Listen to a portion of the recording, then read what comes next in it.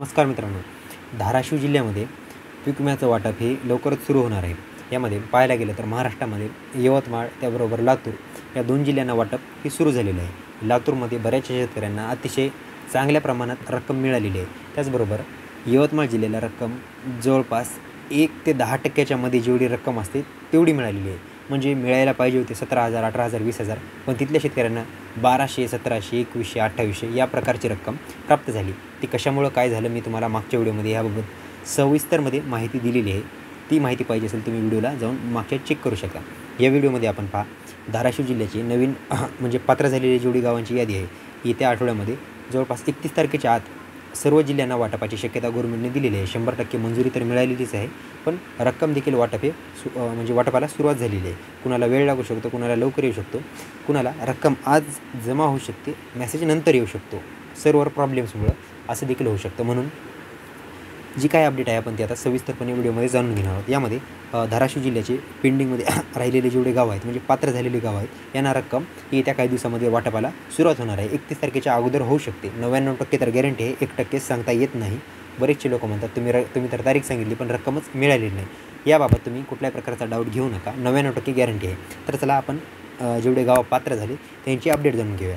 तर बघा मित्रांनो, लातूरमध्ये शेतकऱ्यांना चांगल्या प्रमाणात रक्कम प्राप्त झाली. एक शेतकरी असे आहेत ज्यांना 37,500 एवढा पीक विमा मिळाला आहे. त्याचबरोबर बाकी जेवढे जे शेतकरी आहेत कुणाला 20,500, कुणाला 17,500 या प्रकारची रक्कम त्यांच्या खात्यावर जमा झालेली आहे.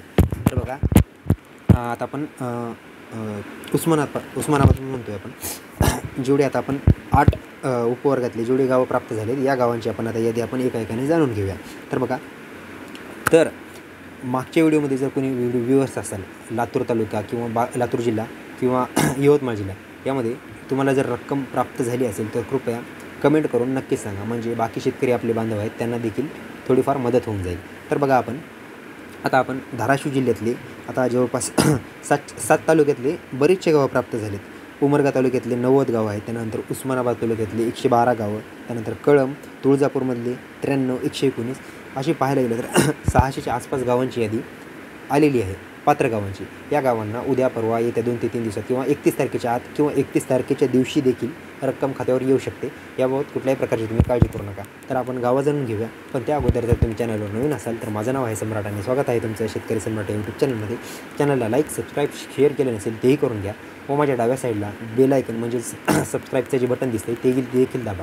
म्हणजे तुम्हाला अशीच पीक विम्याची व नवीन गव्हर्नमेंटच्या GRची जी काही माहिती येईल ती सर्वात फास्ट तुमच्यापर्यंत पोहोचून जाईल. तर चला आपण व्हिडिओला सुरुवात करूया.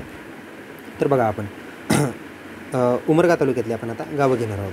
हे गावं पात्र होणार आहेत. तुमच्या खात्यावर सोयाबीन, कापूस व तूर या 3 पिकाचं जवळपास 15,000च्या आसपास हेक्टरी किंवा जास्त देखील रक्कम तुमच्या खात्यावर येऊ शकते. जसं तुमचं भूगर्भ क्षेत्र आहे त्यानुसार तुमच्या खात्यावर रक्कम जमा होईल. तर चला आपण आता एक करून गाव जाणून घेऊ. आता उमरगा तालुक्यातले बघा 91 गावं पात्र आहेत. हे 91 गावांची मी यादी एकाने सांगतो. या गावातले तुम्ही असाल तर नक्कीच रक्कम जर प्राप्त झाली तर व्हिडिओला कमेंट करून बाकी शेतकऱ्यांना सहकार्य करण्याचं कृपया हे करा. एक गावावर आपण आता गाव घेणार. आता बघा ह्याच्यामध्ये अंबरनगर, त्यानंतर आचार्य तांडा, त्यानंतर आष्टा जहांगीर, इंगोले तांडा, त्यानंतर इकुंडी जहांगीर, इकुंडीवाडी झाल्यानंतर इकुरगावाडी, त्यानंतर औराद झाल्यानंतर कराळी आहे, त्यानंतर कदमपूर झाल्यानंतर कळदेव निंबाळा, त्यानंतर कसगीवाडी झाल्यानंतर काटेवाडी आहे, त्यानंतर कालनिंबाळा झाल्यानंतर कुन्हाळी आहे, त्यानंतर केसर जवळगा आहे, त्यानंतर कोराळ आहे, कोरेगाव आहे, त्यानंतर कोरेगाव वाडी देखील आहे. त्याचबरोबर कोळसूर, कोळेवाडी, गणेशनगर झाल्यानंतर गुंजोटी आहे, गुंजोटीवाडी आहे, गुरुवाडी झाल्यानंतर चंडगाळ आहे, त्यानंतर चिंचकोटा, त्यानंतर चिंचोली जहांगीर, त्याचबरोबर चिंचोली भोयार, चिरेवाडी. तर बघा मित्रांनो, ह्यामध्ये ज्या गावांची व शेतकरी संख्या जास्त आहे एवढेच गावं कृपया कवर करण्यात येतील. कारण 600च्या 600 गावं 1 ते 2 व्हिडिओमध्ये कवर करणं हे टेक्निकली पॉसिबल नाही आहे. यामध्ये जर तुमचं कुणी असेल या लिस्टमध्ये जर तुमच्या गावचं नाव नसेल किंवा तुम्हाला रक्कम प्राप्त झालेली नसेल कृपया कमेंट करा. म्हणजे तुम्हाला देखील माहिती होऊन जाईल व आम्हाला देखील कळेल की रक्कम कुठपर्यंत वाटप झालेली आहे.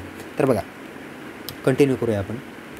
त्यानंतर तलमोड, त्यानंतर त्रिकोळी गाव आहे, त्रिकोळी झाल्यानंतर बघा थोरलीवाडी आहे उमरगामधले, त्यानंतर डाळिंब आहे, दुधनाळ आहे, धाकटीवाडी आहे, त्यानंतर धानोरा दगड आहे, धानोरा दगड झाल्यानंतर नाईक नगर आहे, नाईक नगर झाल्यानंतर पळसगाव झाल्यानंतर परसखेडा, पैठ सावंगी, त्यानंतर फुलसिंग नगर झाल्यानंतर बलसूर, बाबळसूर झाल्यानंतर बारळवाडी, बेडगा झाल्यानंतर बेळंब, बोरी, भगतवाडी, भिकार, सांगवी, भुसणी, त्यानंतर मळगीवाडी झाल्यानंतर मातोळा खुर्द आहे, झाल्यानंतर मुळज, येणेगूर, त्यानंतर वाघदरी, वरनाळवाडी झाल्यानंतर सावळसूर आहे, सुंदरवाडी आहे, सुपतगाव आहे, समुद्राळ आहे, हिंद्राळ आणि हिपरगाव.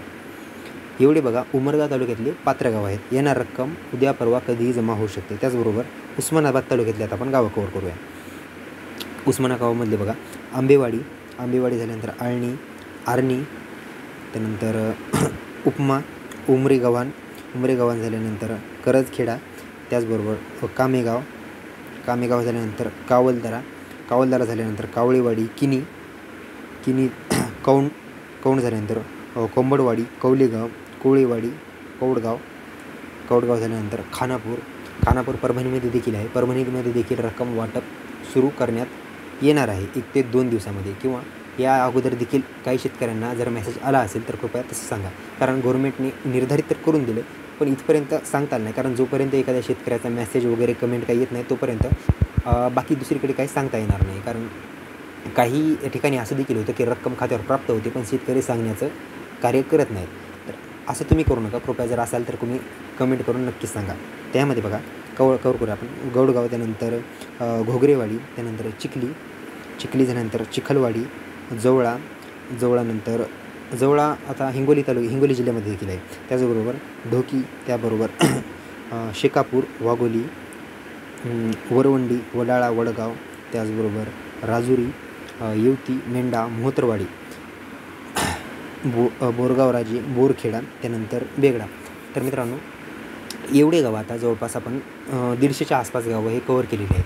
त्यामध्ये अजून देखील आपण गावं कवर करणार आहोत. म्हणजे 650 तर गावं कवर होणार आहे. जेवढे मेन गावं आहेत, जेवढा निधी प्राप्त झाला तेवढेच गावं आपण या व्हिडिओमध्ये कवर केलेले आहेत. त्याचबरोबर आता उर्वरित पेंडिंग गावं आपण पुढच्या व्हिडिओमध्ये कवर करण्याचा प्रयत्न करणार आहोत.